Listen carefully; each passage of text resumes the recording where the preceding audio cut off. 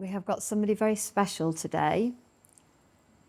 We have Pippa Vosper, who I am so excited to speak about her experiences of using the Lyma laser after her surgery, amongst a whole host of other things. So Pippa, welcome to Lyma. Thank you for having me. So how did you hear about the laser? It was through friends of mine, because obviously we all want our skin to look as good as possible and as young as possible. Well, you have amazing skin. Thanks, because I've been using your laser.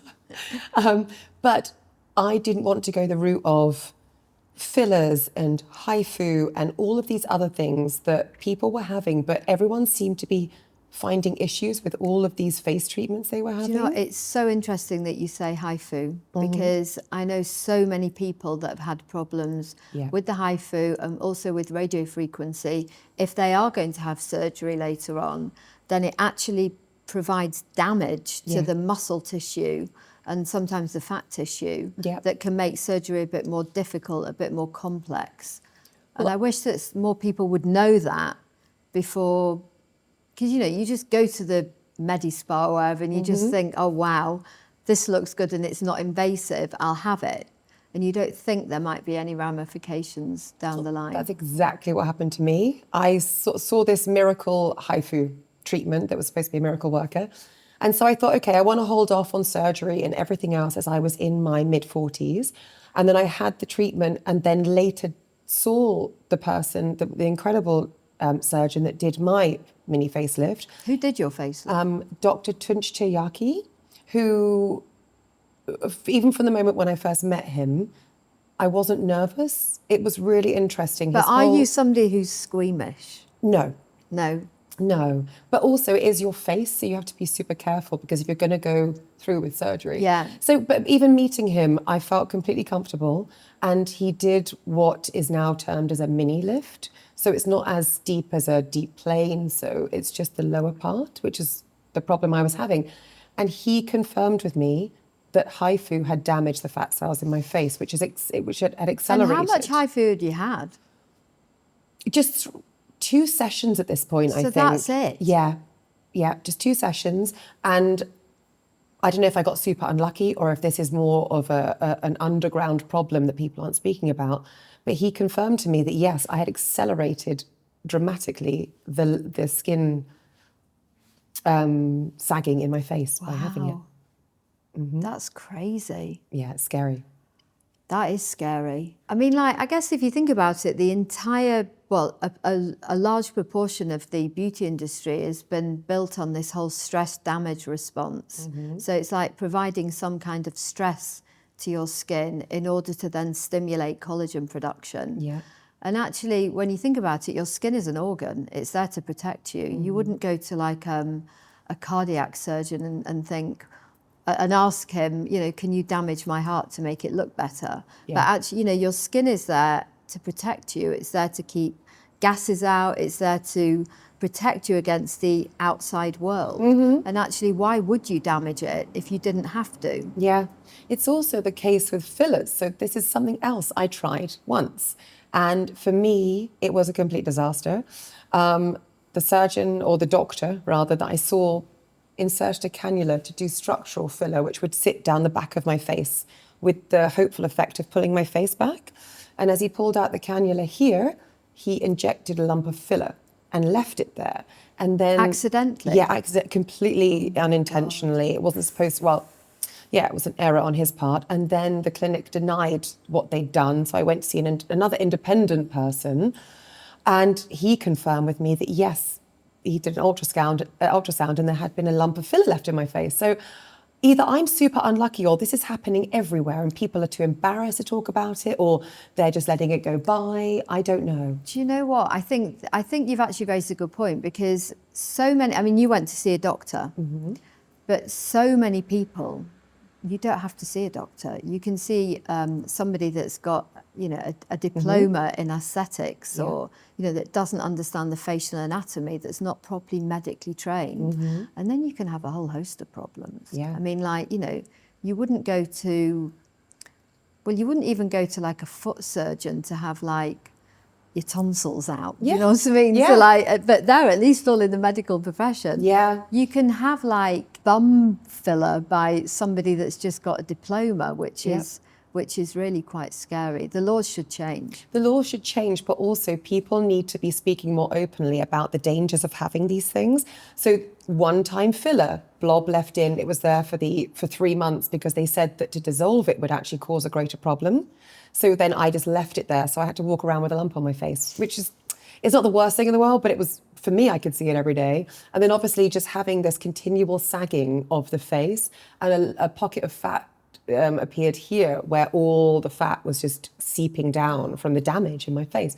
So yeah, this is what people are just not talking about. And also, no judgment, everyone needs to do what they've got to do. But the filler side of things, my friends are having it, people walking down the street are having it, but I think more so than ever, we can see that people have had it. It's obvious. It's obvious. And it's kind of like, why? Yeah. Because nobody should go to an esthetician or a surgeon or anything to actually change the way that you look. Well, unless it's cosmetic surgery, but you know, a filler is supposed to smooth out the skin. It's not supposed to change your facial features, which is, and then you know you have it kind of again and again and again and again, and all of a sudden 10 years later, you are just unrecognisable. Yeah, you look which is a shame. different. Yeah.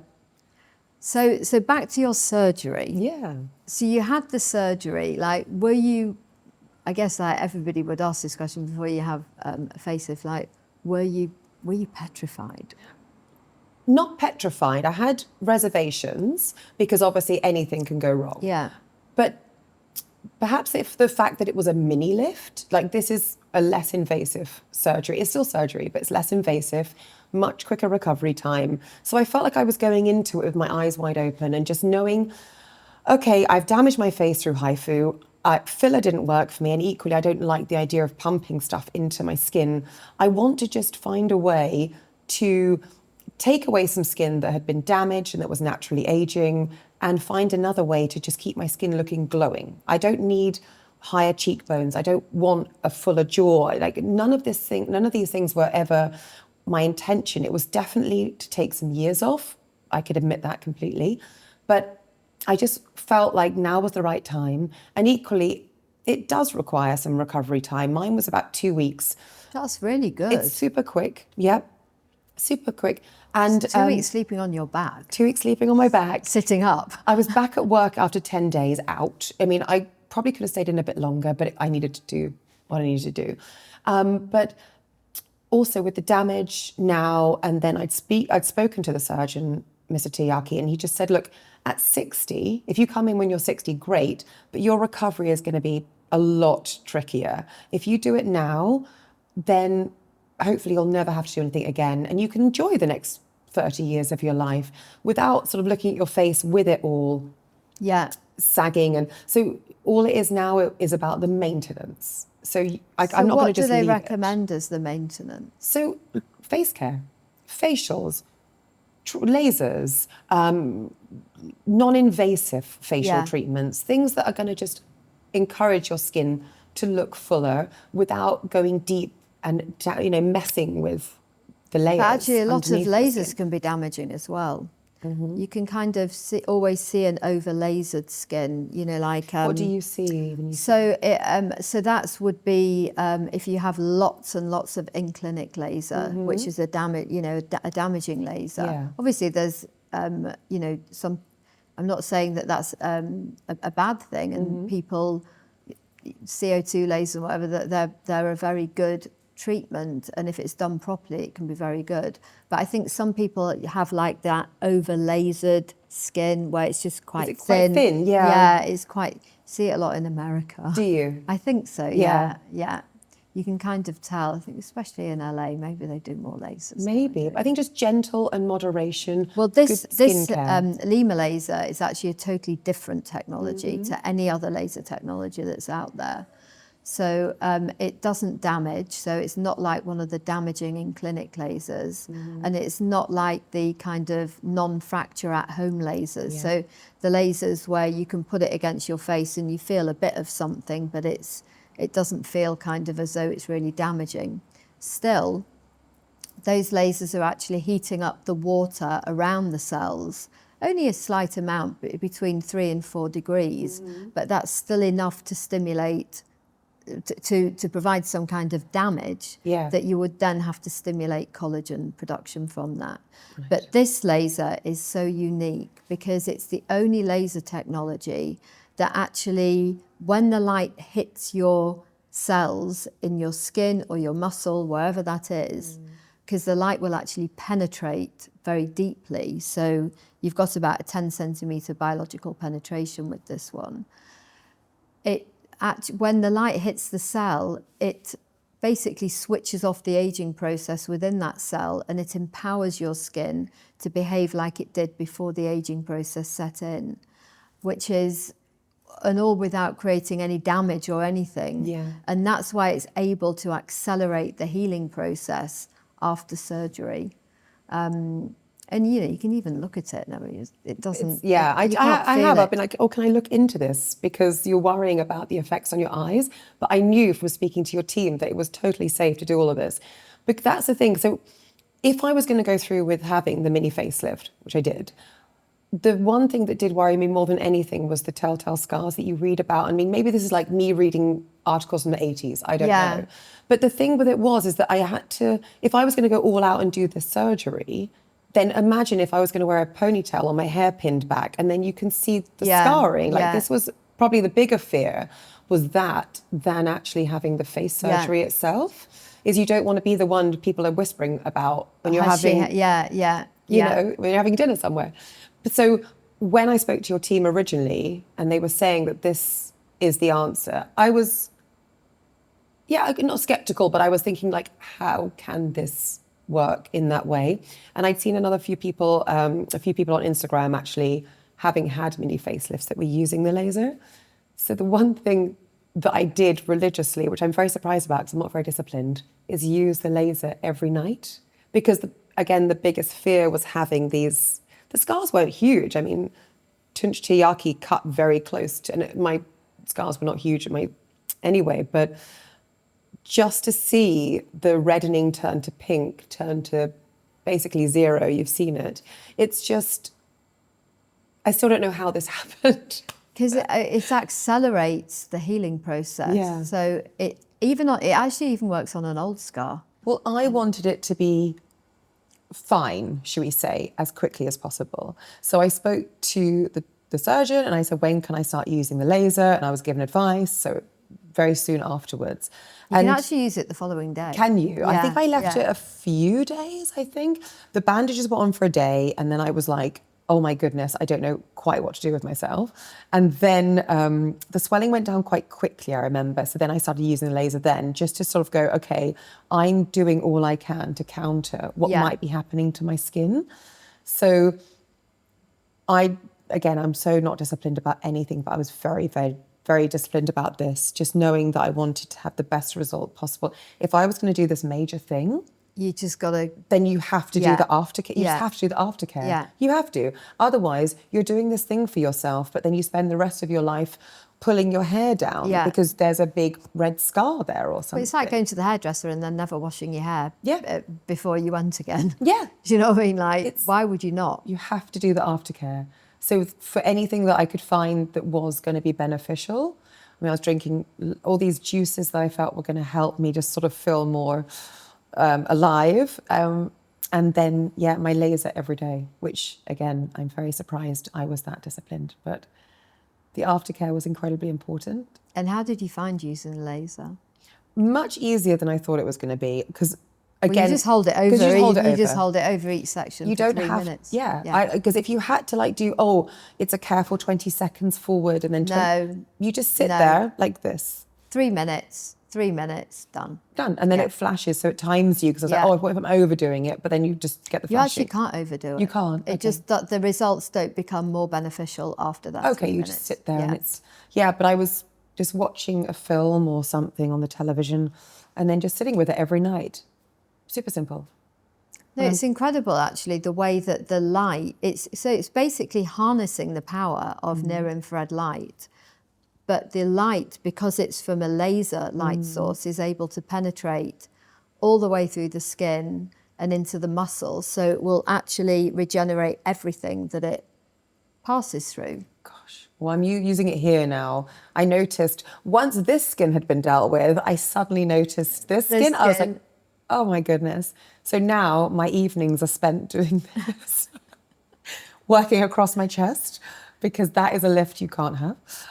But yeah, so now I'm countering all the skin that I've noticed on my chest. Sun damage, most of it, I think. But yeah. I know it's very good for sun damage. Is it? Yeah, it will get rid of all the brown spots. Oh God, well, it's starting to work here. I've noticed it's a lot more, the tone is much more even, which is great, which is what I wanted. But now I need it to I've just started doing it. So now I need to have the skin here to match the skin here. Yeah. It will all come. It will come. If I just sit there and do it all the time, it will. Yeah. No, it's interesting because it doesn't damage you. Mm-hmm. The way it works, it has like an epigenetic effect. So obviously you're born with the same genes and you die with the same. Your genes never change from birth to death. But the way that your body is able to read your genetic masterboard does decline as you get older.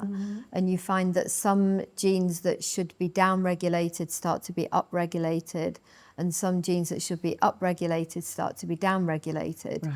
And that's fundamentally what the laser is doing, and that's why you need to use it every day. It's helping your body read your genetic masterboard like it did when you were younger. So the genes that are associated with renewal and all good things are upregulated, and the genes that are associated with things that are not going to be so beneficial to the skin are downregulated. So by using it, you mean you're just reviving them and retraining them to just stay up? You're retraining your genes to work like they should. Wow.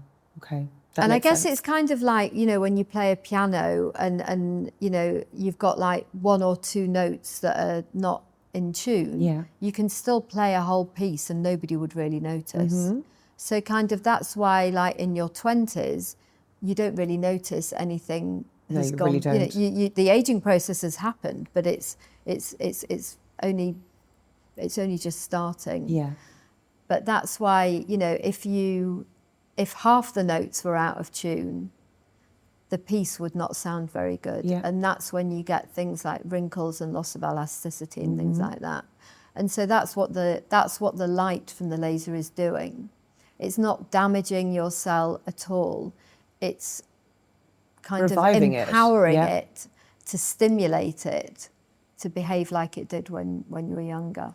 Well, I've certainly noticed the difference. Again, this was gone in 2 months, which was something I didn't expect. And then now the work that I'm doing on my chest, I can see the tone is evening. So as long as I stick with it, then... stick with it. I will. Well, the last 10 years. Yeah. So then I didn't have obviously anything done here.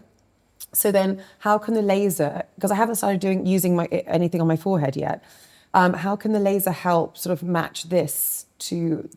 So what to do each night, put 3 minutes, and hold it over each section that you want to treat for 3 minutes, and it will transform the skin. Yeah. Okay. It's important to use it every day. And what about if you're using it near, like, because here I can see it in photographs and when I look in the mirror. So here it's not dangerous, it's nothing, you can just sit and hold it here. So it's actually got retina protected technology inside the lens.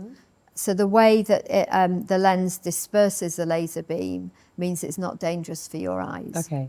So yeah, you don't need to use goggles, you would just close your eye and it's fine. Because that's another area. I mean, there's areas that I can see that don't trouble me particularly, but I would like to just keep them as they are and just improve them now. Yeah. So here and here for sure. Okay, that's another little session for the evenings. It's another little session. That's why you need It doesn't take a lot, Just hold them on. I can do a very good balancing act. I can do one with no hand and then, so I've got like... Well, when I'm doing this now, I do actually have a V-neck jumper. When I'm wearing the V-neck jumper, I just hook it in there. Just leave it sitting there. We should develop like hooks. Oh, you should develop like a little strap system where you can just sit and put it in. What I was thinking once You know, like when you get a 6-pack of drinks, Yeah. and it comes with those plastic things. So you just can do have that one with a just load down of there them. and just stick it in as you're sitting. That's a little The design the and next technology thing- project. The next thing you're doing on your list of things that you've already My list of accomplished things. is having that. Always more. There is always more. But now I have I've got the lower face that I wanted, and a lot of my sagging skin, as I said, was due to treatments I was having that actually accelerated the damage. So with this laser, just to know it's There's not going to no do damage, further no. damage. You're just going to sit and just make everything look fuller, smoother, and more younger. youthful. Yeah. More youthful, yeah, exactly. Without having the nightmares that I've had. That I haven't spoken about publicly yet, but no. yeah. Well, look, thank you so much for coming in today and sharing your Thank you story. for having me. Very glad that the Lyma laser has helped you. Yes.